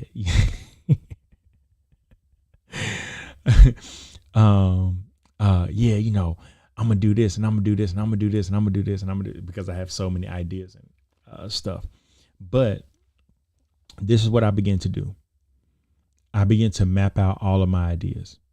And when I say map out, I mean not putting a whole bunch of effort and energy into them, but I begin to write them down. So I wrote all of my ideas down I have what they call large sticky notes. They're real big, and they peel just like regular sticky notes. And I put them on my walls or right on my windows or whatever. And I put these sticky notes up there, and that's where my ideas rest. I call it a parking lot. And when I put those things up, I write those ideas and stuff down. But then I begin to watch if ideas can parallel with each other, if they can build on each other, because a lot of us have a lot of blocks of ideas and things that we started, but we're not using them as building blocks to build upon each other. So like if you have an idea, like for example, let me just take my acting stuff. Let me take my entertainment stuff, for example. So I'm in the entertainment field now, right? Also still in the ministry field, very heavy, but also in the entertainment field. With auditions, you can get a lot of auditions. You may not get a lot of callbacks or whatever the case may be. But then also too, I was like, I want to produce and I want to direct. I want to learn all of that stuff. I want to write and all of that stuff. So I'm like, well, let me not do a whole bunch of all these different things. Let me start to see how they can build upon each other. So I found a project that I believed in. I executive produced it. When I executive produced that project, then because I executive produced that project, they put me in the project because they knew I wanted to act. But my face is not in it. My voice is. I'm an actor. I'm a voice actor during that film. But it still gives me a credit, because it does give me a credit. A lot of times when people are trying to book actors, sometimes it's not about the acting skill. It's about the fact that they have a lot of credits and they have a lot of followers and people are going to watch it because they support them and so forth and so on. So what I said, I'm going to produce, and then I'm going to build up a resume of credits by production, directing, and then also acting whenever I can act, and I build my own resume. I begin to build on those things. They were all separate ideas and things that I want to do, but what needs to come first? What needs to come second? What needs to come third? And then you'll find that you're building your confidence in every area, because now you're finding yourself doing all of these different things. So begin to write your ideas down. Write your ideas out, but then ask yourself, how can these ideas build upon each other to where they're not fighting each other? And then I'm also not becoming a jack of all trades and a master of none, because I believe that you can be master of multiple. So I need to find where I'm going to put my attention towards that, build that, stick with that long enough to see that it's being built, and then begin to add on top of that and do more. But you will begin to build your confidence all at the same time. Okay. Let's see. This was and still happens all the time. Ideas everywhere. I have a dump it book and journal or a notebook to keep on me and write all. That's a great suggestion. Like my notes in my phone, like you see, I just had the reel idea. I was like, I need to do a reel about that. I put it in my notes. Because I always have my phone on me. So in my notes, I have over 2,000 some odd notes. I just go crazy with notes. Let me see. Let's see. Okay, let me go here. And then I think you said something else. I'm gonna come back to it in just 1 minute. Let me answer this. Hold on, Adrian. Let me see. What did you say? What do you do when people come to you stating that they want to help you but never follow through when you do the follow-up? It was their suggestion when you tell them what you need. Man, that's a great question, Adrian. And I'm gonna tell you that I'll tell you this, that what I've done with that is that when people say that they want to help, and then I give them the opportunity to help and they do not follow through on that help, then it automatically allows me to point them when they see things moving and they're like, well, I could have helped with that, or I could have did that. I'm like, I asked you, you didn't show up here. You didn't do this. You didn't do this. You didn't do this. But what I tend to do, you have one time to ask me, oh, hey, I want to help. And then you don't follow through, because guess what? At that point, no, I can't continue to put my baby in the hands of somebody that continues to drop it. At that point, I'm an illegitimate parent. I'm a bad parent, because I have to be cognizant of the hands that I put my child in. My business is my child. My nonprofit is my child. My company is my child. So therefore, if I put it in your hands and you drop it, then now I have to be a good steward of the child that God blessed me with, the idea that God blessed me with. So it's a no-go for me, fam. If you dropped it, I can't continue to allow you to do that with the hopes that you know one day you're going to take this serious. I can't do it. So no, it is what it is, and I allow them to govern themselves accordingly. You said you wanted to help. That was on you. Now, fool me once, shame on you. Fool me again, shame on me. So therefore, and let's say maybe they just dropped the ball on that, right? That's cool. They can just drop the ball on that. But they have to prove themselves before I give them something else. They could be like, oh man, just that time in my life, man, things was a little difficult. I'd be like, hey bro, I definitely understand. And then I may give them a minimal task after that, very, very, very minimal, but it's not going to be the livelihood of the business or the company or whatever I'm trying to build. And then I think that we also need to start that off with everybody. We need to start with minimal tasks before we start giving people big tasks. Because my thing is, if you drop the ball on a minimal task, then I'm okay with that. That's not going to make or break my business. But then if you drop the task on a big task, if you drop the ball on a big task, then if it affects how I eat, if it affects the money I make, if it affects my livelihood, then that's an issue. So therefore, I'm gonna try it out. You know what I'm saying? I'm just gonna be like, yo, like I'm going to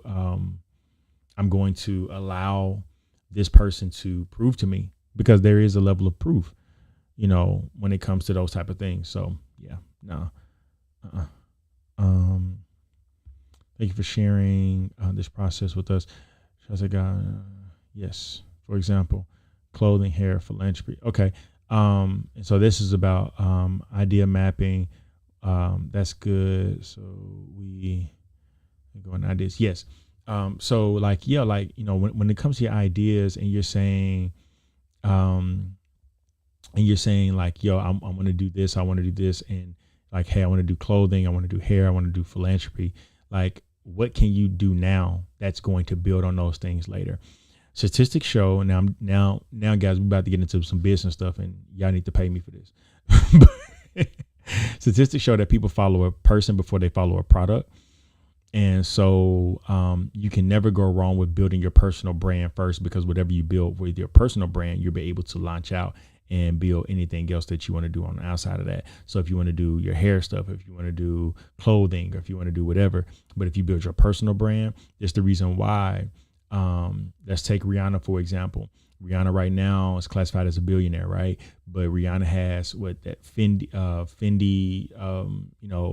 skincare, and all of that stuff, right? She has all that stuff popping, but she built up her personal brand. She focused in like, yo, I'm going to sing and I'm going to build my personal brand with the singing aspect. I believe that all the other ideas of the things that she wanted to do was already in her. Beyonce the same way, Jay-Z the same way, Kanye the same way. But what they did, they said, I'm going to build my personal brand off what I naturally just am going to continue to work at. And I'm going to continue to work at it, build my personal brand, and then spew off everything else. Because here's the thing. I think that all of the gifts and all the things that excellent things that you want to launch and do are God. But it's the timing of which that we need to be cognizant of. So it's not just so much that, you know, oh, is this God or not? No, it's like, yo, like, no, like it is God for sure. All those ideas that is God.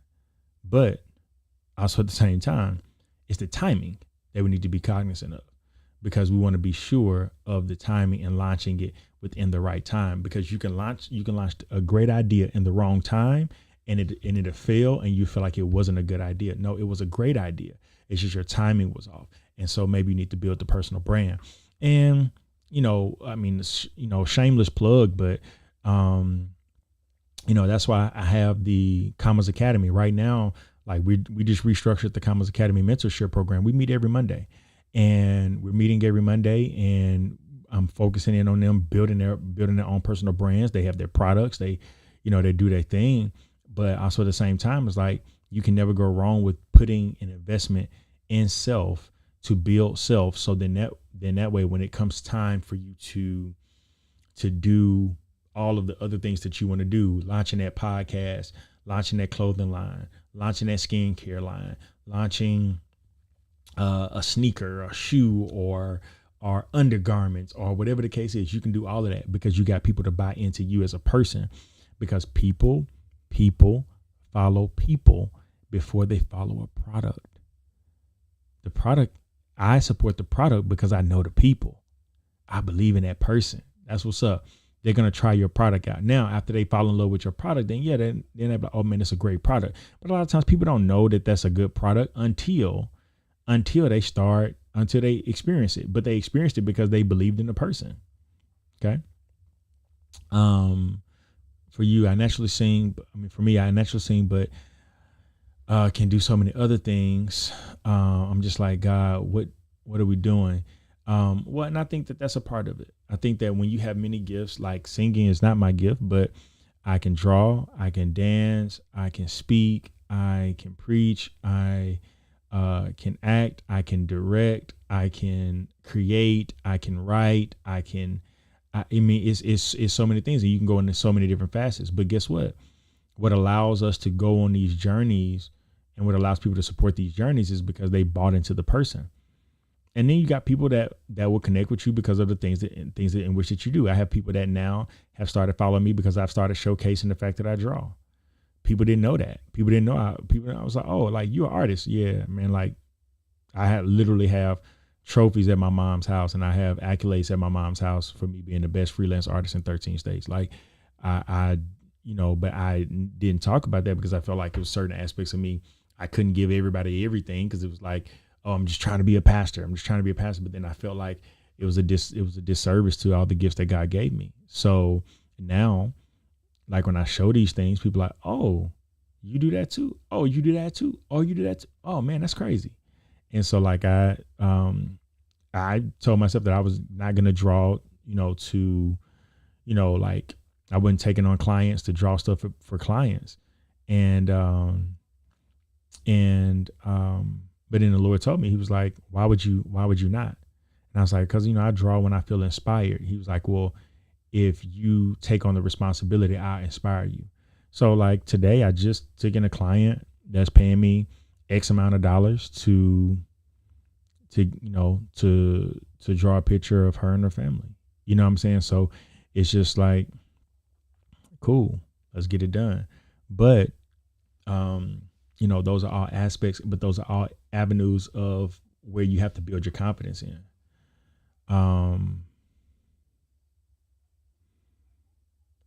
Let's see, just learn hard knocks on that. Okay. For sure. So I think, I've answered all of the questions. I think, I've kind of kept you guys on for 2 hours, man. Like, come on, like what we doing here? It's been close to 2 hours, man. I hope you guys got something out of tonight. Hope you guys enjoyed tonight. I will be doing lives on YouTube more for sure. And I don't know why I'm yawning, because I gotta be up for quite some time. I got a lot of work to do. I will put, look now. Okay. When we got another question that's coming in, this right here, look at T, you said this now. What's your Cash App? This has blessed me. Okay. Now. Okay. Tina, yes, I would keep it up. I'm gonna respond to this. Yes. I'm not going to be disobedient and not add this. So here we go. There we go, right there. That's the Commas Agency. That's the Cash App right there. Let's put this up. Let's see. Dang, I came in late. Are you going to keep this up? Yes, I will keep this up, Tina. Tina, this will be up for a little while, and actually for a long while. I'm just talking. It's gonna be up. I'm not taking it down. I'm gonna when we're done and I end the live, I'm gonna do a little editing because I play some music in the beginning, and so I'm gonna kind of do away with that, and then so where it can start right when I dove in with the teaching. So, but yes, it will be up, Tina. It will be. Hope that it blesses you. I hope that you enjoy it, and yeah, I think it'll be good. We had a question come in. I want to make sure I answer all the questions. What do you do, or how long are you supposed to stay in a new location if you're not thriving? Wow. Example, LA, when times got hard, did you reach out to people or just believe in self to keep pushing? Listen, this is a question for me right now, right where I am. This is right now where I am. To answer this question, when I came here to LA, I initially said, I'm going to get LA a year. And then I remember talking to my pastor and talking to my mentor, and they said, okay, you just got to know how they can talk to me. They just said, that's dumb. That's dumb. It was like, you're not going to be able to gauge something in a year. I said, man, because if it gets he said, you're trying to run away from a pain or a feeling. Thank you for that CET. I just got it. He said, you're trying to run away from a feeling. And he says, you have to give yourself more time than just a year. My pastor said you have to give it 2 years at least. My mentor, God bless his soul, because I didn't even talk about the fact that my business mentor passed away during this transition due to COVID. My business mentor said you have to give LA at least 5 years. And I said, the devil is a liar. And so where I am right now, like I said, these last 2 months have been the most difficult months since I've been living here. And what I've done is that naturally I have wanted to leave. Man, that just struck a nerve in me. I almost started crying.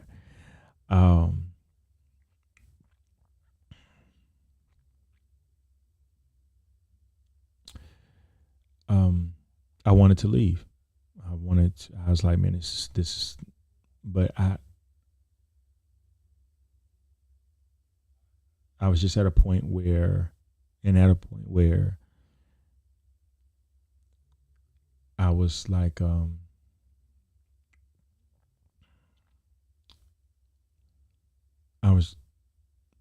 I wanted to leave because I did not want to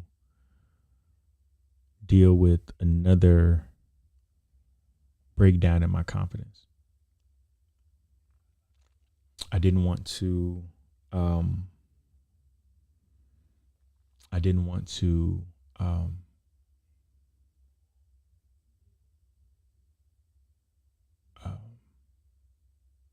to have to deal with another heartbreak. And I was like, man, man, this is terrible. I don't want to do this. I don't want to deal with this again. And I didn't necessarily, quote unquote, reach out to people. What I did, is that I reached into self. And this is where I've been for the past 2 months. Reach into self. The reason why I'm on this live, the reason why I've been posting like crazy on social media, on Instagram, the reason why I've been doing reels and videos is because I have made up in my mind that although it may be challenging, I have to be where God wants me to be. And so a lot of times when we reach out to people, what we're honestly doing, and this may challenge your perspective. A lot of times when we reach out to people, we're reaching out to people with the hopes that they will let us down, so we'll have an excuse on why things did not work. So we'll say, yeah, when I was going through, I reached out to so-and-so and so-and-so, and they didn't even help me. So, that's why it just didn't work. No, like, you're trying to utilize them as an excuse for why it didn't happen. That's not fair. And that's not right. And I had to really sit with that and say, like, yo, like,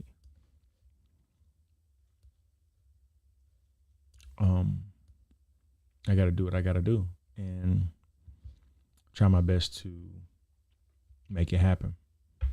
And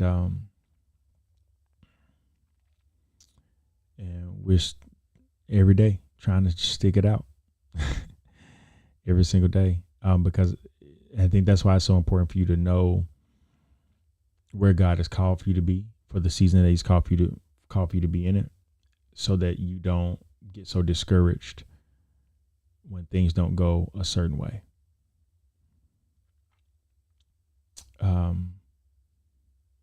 Because sometimes in certain seasons, if you look at the reel I posted yesterday about entrepreneurs and business, like a lot of times we want to be thriving, right? We want to be thriving in our aspects, but sometimes it's just that you survived. See, some seasons you got to survive so that the next season you can thrive. Every season is not going to be a thriving season. It's just not. It's just not. It's just not. Every season is not going to be a thriving season.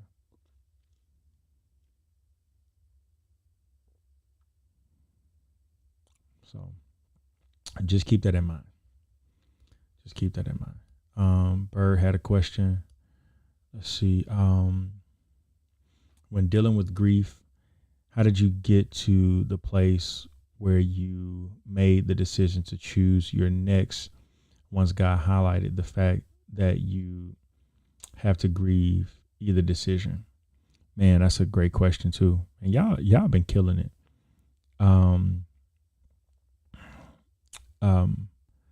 I got to a point when I said that God told me I grieve on either side. I said to myself, I would much rather grieve a season that I had already knew, that I had already experienced, than to grieve the possibility of something different. And here's the thing, like, I just had made up in my mind, like, that season was cool and it was great. I loved it. I loved the season in which that I was in. I love what God had allowed me to do. I love what God had done for me and what He used me to do in that space. But I was like, what else could be done? And see, sometimes I just got to a point where I was like, I can live with it didn't work, but I can't live with it I didn't try. I can live with it didn't work, but I cannot live with I did not try. I can't live with that. I just decided I just can't live with that. And because I also knew, and this is why it's important for you to know what's in your bloodline. And I don't mean just from a negative standpoint, but I mean from a positive standpoint as well, because a lot of us have positive things that we can pull from our bloodline. Like, you came from a bloodline of survivors. You came from a bloodline of people that just didn't give up. You came from a bloodline of resilient people. So, and a lot of times we always highlight the negative, but in my bloodline, my father dealt with strong regret. Every time I would talk to my father, the conversation would start off good, and then it would go into the regret of things that we did not get a chance to do and the places we didn't get a chance to go and how he should have been there. And I'm just like, well, like, stop talking about the past. Let's build that now. Like, let's go where we can go now. Let's see what we can do now. Let's see how we can, let's see what we can, like, type of relationship we can have now. And the crux of why we could not start a fresh or why we could not build a new was all because he was living in regret. So I knew that that's in my blood. And I did not want to do that. I didn't want to let regret eat me alive. And that's the reason, part of the reason why even now I'm sticking it out, because I know, like, I feel like I'm where God wants me to be. And I feel like if I leave too soon, then it's like I'm always going to wonder for the rest of my life, what would have happened if I would have stuck it out? What would have happened? And I didn't want to live with that. And that goes back to that self-sabotage thing. I had been at that space for a while of sabotaging all types of things in relationships and so forth and so on. And then now I'm just at a point of, well, what could go right? And not just looking at it from the standpoint of what could go wrong. So, yeah, I think that's what made me make my decision, is that I can live what it didn't work, but I cannot live what I didn't try. And I would much rather grieve what I experienced versus grieving what could have been. Yeah. Yeah. And so I think that was like the crux of it for me. You know, it's just like, just getting to that point of like, yo, like, I'm not gonna let this eat me alive right now. I'm not. So, yeah. So guys, I appreciate you guys, for being on,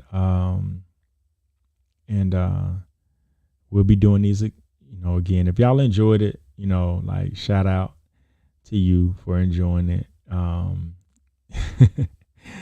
Like I said, today was challenging, and the Lord just like literally like, I like, what you gonna do? You gonna sit around and sulk and cry, or you gonna have this moment? You gonna get up and you gonna fight back? What you gonna do?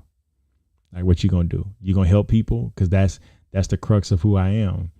Like, I can be going through something, but I'm gonna try to help people. He says, you gonna help people, or you gonna cry? Like, what you gonna do? Get out here and help people. I was like, yo, like, I'm gonna get out here and I'm gonna do it. I'm gonna get out here and help people. Well, listen, Bird, I'm so glad that you really needed this. Yasmin, what's up? This is really good. Thank you, Yasmin. I appreciate you.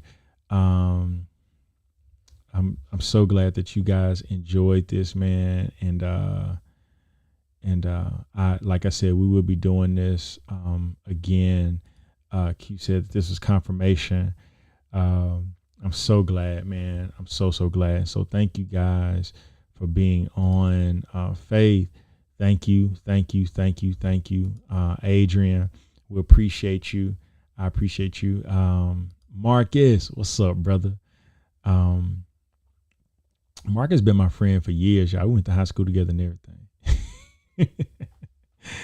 And the fact that he still listened to me, he done heard me talk all the dang on time. So the fact that he still listening to me is, you know, somewhere. Andy, Pastor Andy, what's up, man? Thank you so much, man. Just trying to help the people, man, trying to help myself as well. Also too, guys, if you guys want to be a part of, I'm gonna put this up here. I'm going to launch something. Hold on. I'm going to put this up in here. And also, thank you guys for the seeds that you're sowing. Yasmin just sent a seed. Adrian sent a seed. Who else sent a seed? Man, like, you guys have been amazing. Thank you for Cheryl. Cheryl be sending me seeds all the time, just randomly. And she's a daughter to me for forever. And but you guys can, what I'm gonna do for everyone that's on here. All right, so the Commas Academy is my mentorship program. We meet every single Monday now. I've created a schedule for us. We meet every single Monday. You get also access to past teachings. We meet every Monday. Business, life, practicalities, tools, all of that stuff. For the first 30 days, and normally it's $99 a month. For the first 30 days, for anybody that signs up today or tomorrow, I'm going to, let's see how I'm going to do it. I'm going to do it for $47.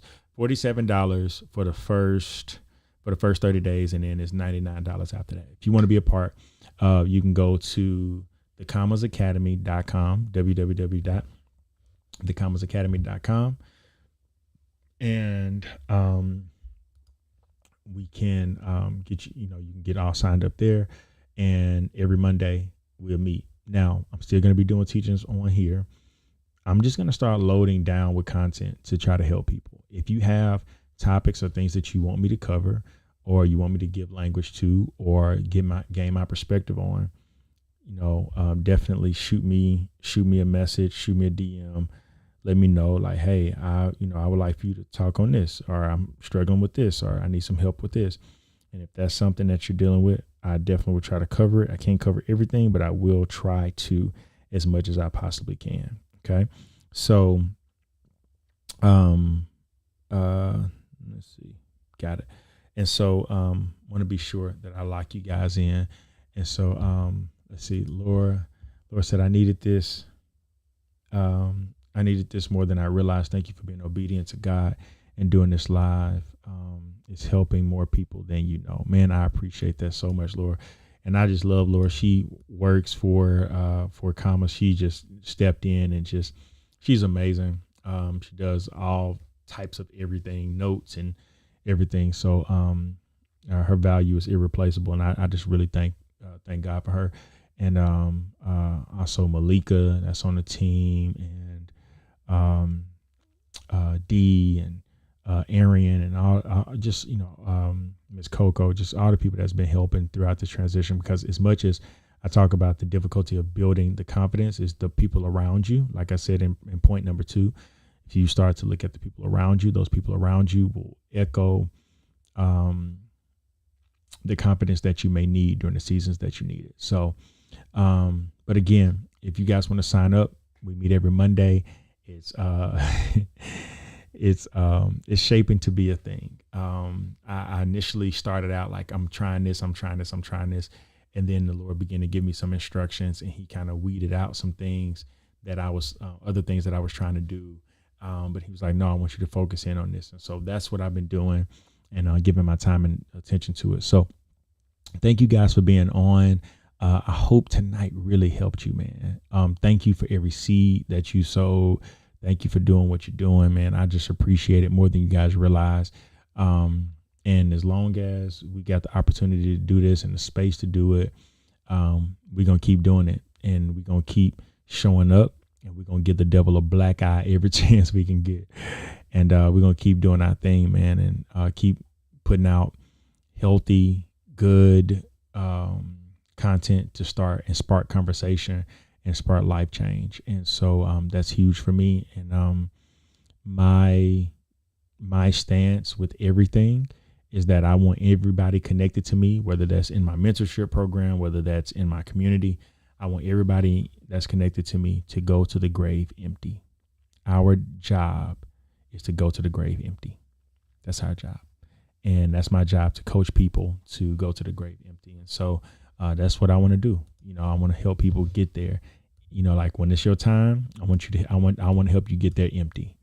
Nothing left in you, because there were things that you need to create and that you need to get out of you. But confidence, grief, fear, all of that stuff plays a factor. And next week, man, maybe I'll try to bring on a guest next week, and we have a dialogue on here. I think that'll be good. What y'all think? I think that'll be good. See if Pastor Chris can jump on and we talk about fear. Or maybe I'll do that for the mentees. Maybe I do that for the mentees on Monday. I think that'll be good. So, I appreciate you guys so much. And this will be left up. We're gonna do a little edit. I'm gonna do a little edit to kind of block out the beginning, and then it'll be here. So if you ever need to refer back to it, it's there. So again, man, I appreciate you guys so much. Love you guys. Hope you have a great night. And also, man, remember this.